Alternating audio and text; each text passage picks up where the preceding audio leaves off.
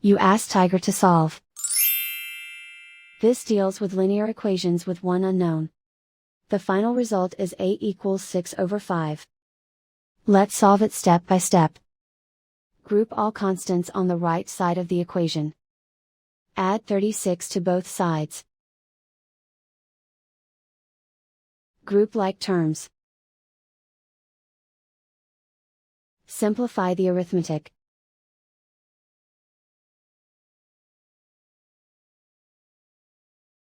Isolate the a.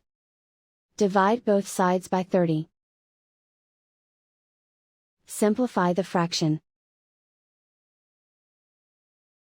Find the greatest common factor of the numerator and denominator. Factor out and cancel the greatest common factor.